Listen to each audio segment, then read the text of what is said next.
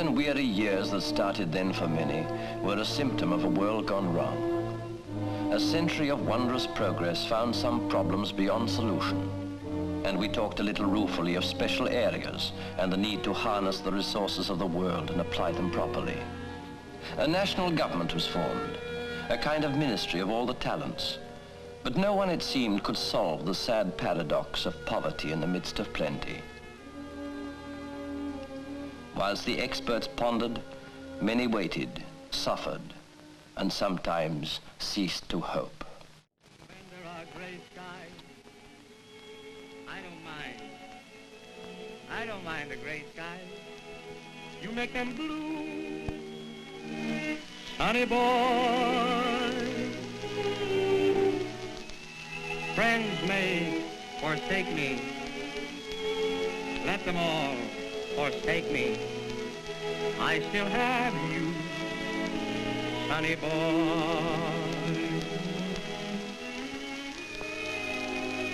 You're sent from heaven, and I know your worth. Why, you made a heaven for me here on earth.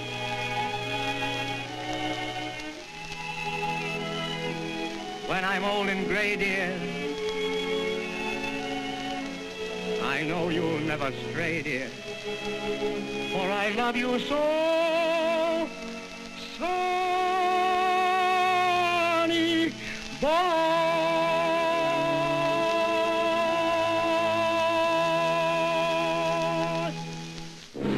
Bring a crown to a Broadway, not a crown on Broadway. Your troubles there. The talking picture was born. Just another miracle we have come to take for granted at the corner of the street. A reminder of how easily we forget the early efforts.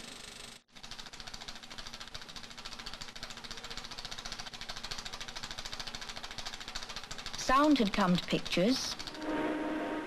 In radio, Baird and his assistants were striving to give pictures to sound. Not yet, but eventually we were to have the cathode ray tube and television as we know it.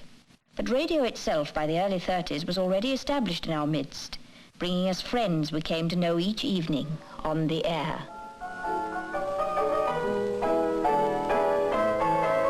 She covered it up, though, because her face was all scratched. Go on, who did it? Well, he did. But he wasn't around then, I think. See, the night before, she popped round while he was mending his boots for the wedding. And he went to kiss her with a mouthful of nails. Yeah, dear. Where'd they go for the honeymoon? Oh, they went hiking. Hiking? Well, I never heard it called that before. I love those girls, don't you? Now we got two big boys who write their own stuff and great champions of the empire.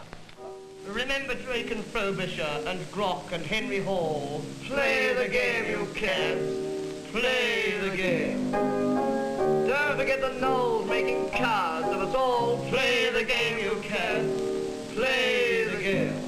Hey, what are you doing to that piano? Oh, of course you wouldn't know me, would you? No, I'm Claude Dampier, you see. I'm the Vice Deputy Tuner for the NVD people.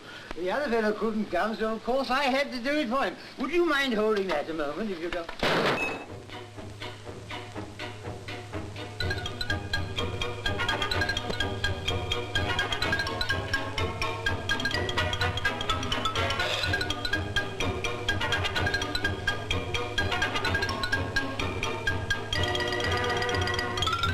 Now, what's the difference between a bird with no...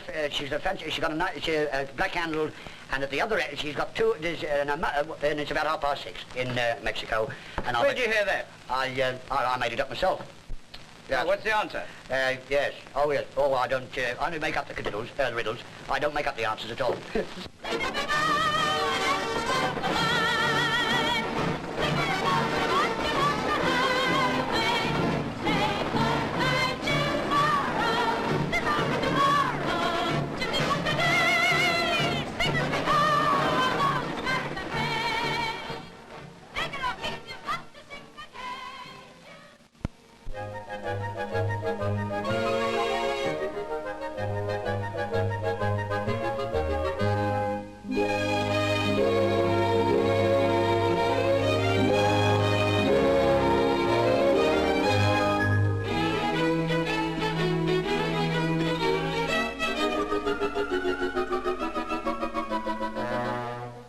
The early 30s.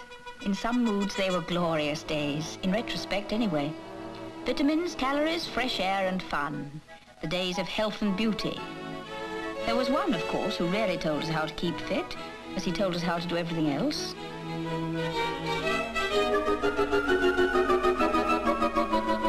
George Lansbury opened the Lido on behalf of the government, and mixed bathing in the Serpentine was the order of the day. Sweet Jenny Lee from sunny Tennessee, you'll love her when you see sweet Jenny Lee. Each little bird is singing merrily, just getting sad to see sweet Jenny Lee. She's got that certain something in her style. She's got a bit of heaven in her smile. She promised me that she'd say yes, sirree, that's good enough for me, sweet Jenny Lee.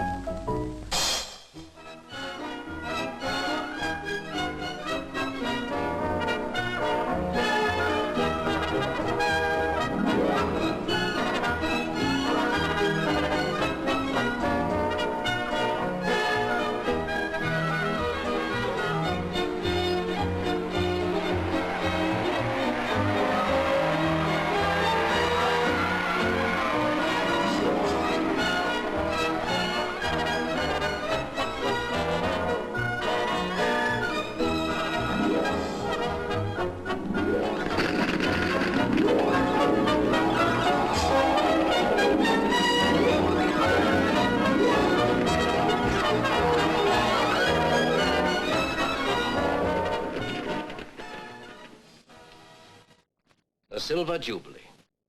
It all seems very sunny and remote now, doesn't it? A kind of breathing space. And there were still people in England who had never heard of Hitler. Happy days. Happy days indeed. Or was it an illusion?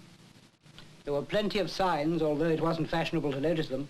Well, you know, there were trends that were becoming clear even then. There was Mitchell, about to produce the great Spitfire. And there was the dreamer Whittle, later to produce jet propulsion. Lord Rutherford splitting the atom. And a man called Fleming discovering penicillin in 1929.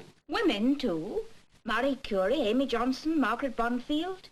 A whole list of them in politics, art, science, medicine. We were pretty well emancipated by then. It's been said, and not by me, that you've emancipated yourselves back to the kitchen sink. Maybe, but women have done their great things in between cooking, mending socks and having babies. What do you think yourself, James Slaver? You're the expert on women. Fashion, Norman, not women. There is a difference. Although I admit my researches into the one have given me a pleasant knowledge of the other. But you can't pretend to understand women by studying their clothes. They're merely the outward show. But very revealing, I assure you. But I read somewhere that the secret of women's clothes is simplicity. They're practical, functional. The average woman will cheerfully burn or freeze so long as she's in the fashion. Do you call that functional? No, my dear, you take it from me. Women's dress has only one function, to attract men.